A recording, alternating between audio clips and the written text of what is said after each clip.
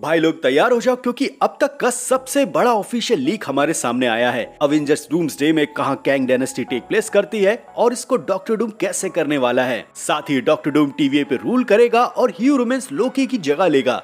एक नई secret timeline बनेगी और सुपर हीरोज TVA में जो कर्मठ कर्मचारी हैं उनकी जगह लेते नजर आएंगे। कुछ लीक्स हैं, कुछ मेरी थ्योरीज जो इस वीडियो को और भी खास बना देगी, इसीलिए प्लीज आखिरी तक जरूर देखना। और जो लोग चैनल पे नए आए हो तो प्लीज सब्सक्राइब करना भी मत भूलना। जल्दी हमारे चैनल पर 0.04 मिलियन होने वाले हैं तो प्लीज कर दो। फिलहाल मैं हूँ C53 से वॉचर और द वॉचर शो पे आप सभी का स्वागत करता हूँ।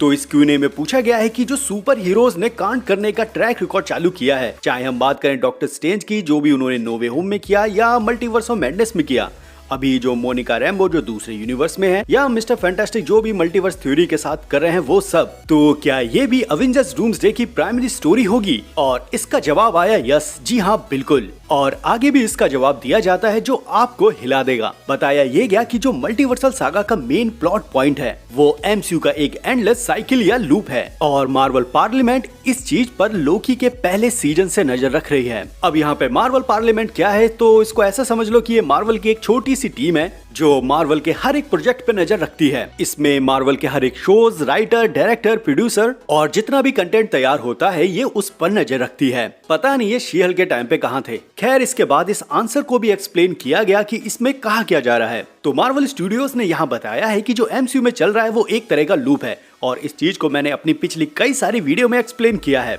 और कुछ लोग मुझे इस मुद्दे पर हेट भी दे रहे थे, तो भाई लोग मिल गया जवाब। खैर इसके बाद ये बताया गया कि जो MCU में मल्टीवर्सल लूप चल रहा है और ह्यूमन्स ने जो लोकी सीजन 1 और सीजन 2 के एंडिंग में जो भी कुछ कहा है वो सच है। इससे कोई फर्क नहीं पड़ने वाला कि कैरेक्टर कोई भी एक्शन ले, पर एंडिंग वही रहेगी। कैंग के वेरिएंट्स के बीच में जो मल्टीवर्सल वॉर हुआ था, ह्यूमन्स ने उसे जीता था, औलाद का यूज किया था और TVA बनाया था। ये MCU में हमने कहानी देखी और यही लूप लगातार अब तक चला आ रहा था। साथ ही अवेंजर्स द कैंग डायनेस्टी में एक खुलासा ये भी होता कि हमने MCU में जितने भी यूनिवर्स, मूवीज, TV शो और मार्वल स्टूडियो से रिलेटेड जितना भी कुछ है वो डॉक्टर स्ट्रेंज की 14 मिलियन पॉसिबिलिटीज की तरह एक ह्यूमन्स की एक पॉसिबिलिटी होगी, जिसमें ह्यूमन्स यूनिवर्सेस और टाइमलाइंस को क्रिएट करता और इससे मल्टीवर्सल वॉर नहीं होता और वापस से ह्यूमन्स उसी जगह आ जाता जहां से इन सब की शुरुआत हुई थी। अब मैं सरल शब्दों में समझाता हूँ कि यहाँ पर हो क्या रहा है। तो लोकी सीजन 1 और सीजन 2 के एंडिंग में हमने जो ह्यूमन्स का भाषण सुना जहाँ उसने ये बताया था कि ये मल्टीवर्सल लूप है जो चलता रहेगा और घूम के फिर से वही आ जाएगा, पर लोकी ने इसको बदलना चाहा। फिर हमारे सामने आया मल्टीवर्सल ट्री, जिसकी वजह से एक मल्टीवर्सल वॉर चालू होता और कैंग के वेरिएंट्स आपस में लड़ते, जिसको बड़े रूप से दिखाया जाता हमें अवेंजर द कैंग डायनेस्टी में। और फिर इसी मूवी में ह्यूमन्स एक पॉसिबिलिटी देखता डॉक्टर स्ट्रेंज की तरह और उसने लोकी सीजन 1 की एंडिंग में जो लूप बनाने वाली कहानी बताई थी वो फिर यहाँ इस मूवी में होती। ह्यूमन्स फिर से इस मल्टीवर्सल वॉर को रोकता और मल्टीवर्सल वॉर से आइसोलेट होकर एक सेक्रेट टाइमलाइन बनाता, फिर TVA और फिर से वही लूप चालू हो जाता। अब यहाँ हमें अवेंजर द कैंग डायनेस्टी का एंड ऐसे ही सेक्रेट टाइमलाइंस और ह्यूमन्स के द्वारा दिखाया जाता, लेकिन इसके बाद भी हमारे पास सीक्रेट वॉर्स आने वाली थी, तो वो कैसे इस इवेंट के साथ कनेक्ट होती। और उस टाइम पर भी RDJ doctor Doom secret Wars के विलन होने वाले थे, तो कैसे RDJ डॉक्टर डूम और सीक्रेट वॉर्स जो इतना बड़ा इवेंट है वो इस कैंग डायनेस्टी के एंडिंग के साथ जुड़ता। और एक पल को हम ये भी मान लेते हैं कि अवेंजर्स द कैंग डायनेस्टी की एंडिंग हमें ऐसे देखने को मिल रही है कि ह्यूमन्स अपनी कुर्सी पर वापस आ गया है, सेक्रेट टाइमलाइन फिर से क्रिएट हो चुकी है, TVA है जो पिछला कुछ जानता नहीं है और हीरोज भी सेक्रेट टाइमलाइन पर अपनी लाइफ जी रहे हैं। पर अभी हमारे सामने अवेंजर्स डूम्सडे है और कैसे डॉक्टर डूम ह्यूमन्स कैंग की कहानी को टेक ओवर कर लेगा, इसके लिए मेरे पास एक छोटी सी थ्योरी है। तो जैसे मल्टीवर्सल लूप में ह्यूमन्स घूम के उसी पॉइंट पर आ जा रहा है, बस उसकी जगह एक दूसरा बंदा चाहिए और इस टाइम पर सबसे बेहतर ऑप्शन है डॉक्टर डूम। सोचो अगर डॉक्टर डूम मल्टीवर्स के अलग अलग सुपर हीरोज से लड़ रहा है, एक तरफ फैंटास्टिक फोर, एक्समैन और हमारे 616 के अवेंजर्स, ये सभी मिलकर डॉक्टर डूम को एक पल के लिए हरा भी देते हैं, पर डॉक्टर डूम मल्टीवर्स को बचाना भी चाहता है और हीरोज को हराना भी चाहता है, इसीलिए डॉक्टर डूम कैसे भी TVA पहुंच जाए। तब यहाँ डॉक्टर डूम वही कांड करेगा जो ह्यूमन्स करता। मतलब यहाँ पर RDJ doctor Doom secret timeline बनाए बिल्कुल ह्यूमन्स की तरह, TVA को क्रिएट करें और पूरे मल्टीवर्स पे काउंटर करें। पर यहाँ पर एक चीज और भी होगी, डॉक्टर डूम ये नहीं चाहेगा कि इस सेक्रेट टाइमलाइंस पे कोई भी सुपर हीरोज पैदा हो, इसीलिए डॉक्टर डूम हर एक सुपर हीरोज को TVA में भर्ती कर लेगा, जैसे मोवियस B15 है और वो यादें मिटाकर अपना गुलाम बनाने वाला मुद्दा जिसे हमने सीक्रेट वॉर्स कॉमिक सीरीज में देखा है, वो यहाँ डॉक्टर डूम और TVA के साथ बिल्कुल परफेक्ट बैठता है। एक बार अगर आप ये भी सोच के देखो कि TVA पे रूल कर रहा है हमारा डॉक्टर डूम और जितने भी कर्मठ कर्मचारी हैं वो अवेंजर्स, एक्स-मैन और फैंटास्टिक फोर हैं, जिन्हें अपने पास्ट के बारे में कुछ भी नहीं पता है। बात रह गई लोकी और सिल्वी की, वो भी इसमें लपेटे जाएंगे। और मैंने पहले भी ये बताया है कि डॉक्टर डूम इजीली TVA को एक्सेस कर सकता है, क्योंकि जो TVA में रेट्रो फ्यूचरिस्टिक टेक्नोलॉजी यूज हुई है वो फैंटास्टिक फोर के यूनिवर्स से है और डॉक्टर डूम भी उसी सेम एरा से आएगा। मे बी शायद वो उस यूनिवर्स का ना हो, लेकिन ये श्योर है कि डॉक्टर डूम ये TVA की टेक्नोलॉजी को बहुत ही इजीली एक्सेस कर सकता है। फिलहाल इस Q&A में डूम्सडे के बारे में भी काफी कुछ रिवील किया गया। इसमें कहा है कि अब ऑफिशियल कैंग और उसके वेरिएंट्स इस पिक्चर से बाहर हो गए हैं, जो अब मार्वल को अलाउ करता है इस चीज को एकदम नए, ओरिजिनल और अलग ढंग से दिखाने के लिए। और यहाँ पर कैंग को लेकर एक चीज ये भी साफ कर दी गई है कि कैंग डूम्सडे और सीक्रेट वॉर्स में शायद देखने को नहीं मिलेगा, लेकिन ये भी हो सकता है कि आने वाले सागा में हमें कैंग फिर से देखने को मिले, क्योंकि हम लोग शुरुआत में ही कैंग के वेरिएंट्स को टाइम स्पेस में तबाही मचाते हुए देख चुके हैं। हालांकि अब और भी कई सारे ऐसे सुपर हीरोज हैं जो टाइम स्पेस के फैब्रिक में अपनी उंगली कर रहे हैं। इसीलिए जो डूम्सडे में पहला इनकर्जन देखने को मिलेगा वो होगा 616 की अर्थ और मोनिका रैम्बो जिस अर्थ पर है वो वाली अर्थ। इन दोनों के अर्थ के बीच में हमें पहला इनकर्जन डूम्सडे में दिखाया जाएगा और बाकी भी इनकर्जन को भी एड्रेस करेंगे। साथ ही डॉक्टर स्ट्रेंज ने जो नो वे होम में कांड किया है उस इनकर्जन का भी मेंशन होगा। मतलब यहाँ ये हो रहा है कि जो कैंग की वजह से इनकर्जन और मल्टीवर्स में तबाही हो रही थी, अब उसकी जगह सुपर हीरोज को दे दी है। Monika Rambo, doctor strange, Wanda और शायद अब मिस्टर फैंटास्टिक भी इनकर्जन की वजह बनेंगे और ऐसे हमारे सुपर हीरोज और उनके वेरिएंट्स ये इनकर्जन की वजह भी बनेंगे और उनको सॉल्व करते हुए भी नजर आएंगे। साथ ही एक चीज ये भी सामने आ रही है कि जैसे ह्यूमन्स मल्टीवर्स की शुरुआत और उसके एंड के लिए जिम्मेदार था, अब इसकी जगह फ्रैंकलिन रिचर्ड्स लेने वाला है। मतलब जिस थ्योरी की बात मैं शुरुआत में भी की है और पहले भी अपनी वीडियो में करता आ रहा हूँ, उस चीज को यहाँ फिर से मेंशन किया है कि जैसे ह्यूमन्स हर एक मल्टीवर्सल वॉर को एंड करता है और फिर एक नया लूप चालू होता है और उसके एंड में फिर से एक मल्टीवर्सल वॉर होता है और हर बार यहाँ ह्यूमन्स आके बैठता था। लेकिन अब जो इस समय मल्टीवर्सल वॉर चल रहा है, कैंग बाहर है, तो इसकी जगह यहाँ हीरोज ले रहे हैं और इस लीक के अनुसार यहाँ अब ह्यूमन्स की जगह लेगा फ्रैंकलिन रिचर्ड्स। वही इनकर्जन की वजह 616 के सुपर हीरोज हैं। जैसे स्पाइडरमैन नो वे होम में डॉक्टर स्ट्रेंज का स्पेल, कई सारे सुपर विलेन आ गए थे और हमारे ओजी स्पाइडरमैन भी हमें यहाँ देखने को मिले। डॉक्टर स्ट्रेंज 616 पे अर्थ 838 पर पहुंचे, वांडा भी उनके पीछे आई, भले ही वो एक्स्ट्रा फॉर्म में हो। अमेरिका चैविस भी एक मुद्दा है जिसने डॉक्टर स्ट्रेंज को कई सारे मल्टीवर्सल ट्रैवल करवाए और मोनिका रैम्बो जिस यूनिवर्स में है वो तो पहला इनकर्जन होने का कारण ही बनेगा। साथ ही फैंटास्टिक फोर भी है जो इस चीज को और भी क्लियर करने वाली है।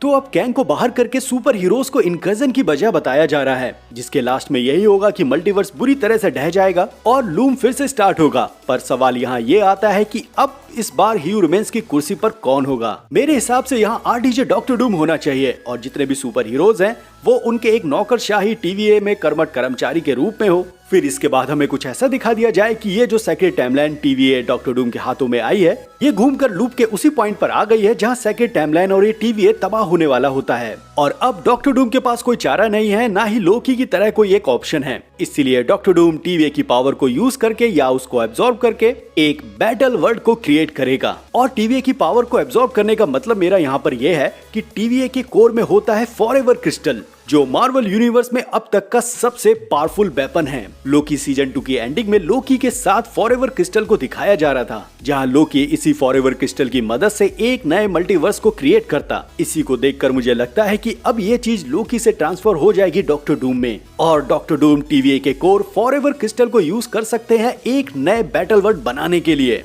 और यहीं से शुरुआत हो सीक्रेट वॉर्स की। वही मैं अपनी पिछली वीडियो में कई बार ये भी मेंशन कर चुका हूँ कि अब MCU में कई मल्टीवर्स की कहानी चल रही है। कई सारे कैरेक्टर अब करंट टाइम में ऐसे मौजूद हैं जो पिछले मल्टीवर्स से आए हुए हैं। इमॉर्टस, रामाटोर, स्कारलेट सेंचुरियन और कैंग की ये जितने भी वेरिएंट्स हैं, ये सब ह्यूमन्स, रवोना, मिस मिनट, ओलाइद और हाँ सिल्वी भी पिछले मल्टीवर्स से है। इसके अलग अगर आप ये जानते होंगे कि गैलेक्टस का ओरिजिन पिछले मल्टीवर्स से है और comic series Marvel universe volume 2 में ये मेंशन भी किया है कि जब एक मल्टीवर्स खत्म हुआ और दूसरा शुरू हुआ तब फ्रैंकलिन यहाँ सरवाइव कर गया और वो अगले यूनिवर्स के लिए गैलेक्टस बना। वही मैंने एक टॉपिक ये भी कवर किया है कि मार्वल कॉमिक्स में अब तक 10 बार मल्टीवर्सल वॉर हो चुका है। मतलब 10 बार मल्टीवर्स एंड हुआ और फिर से क्रिएट हुआ। सेम चीज यहाँ पर भी अडेप्ट की जा रही है और यहाँ कैंग और डॉक्टर डूम जैसे बड़े नाम भी जुड़ गए हैं। इसीलिए जो मार्वल यूनिवर्स में ये लूम वाला मुद्दा चला आ रहा है, इसके सोल्यूशन के लिए सामने आया है डॉक्टर डूम। वहीं अब तक जो हम डॉक्टर डूम के मोटिव की बात कर रहे थे, तो मुझे यहाँ लगता है कि अब डॉक्टर डूम का मोटिव साफ हो गया है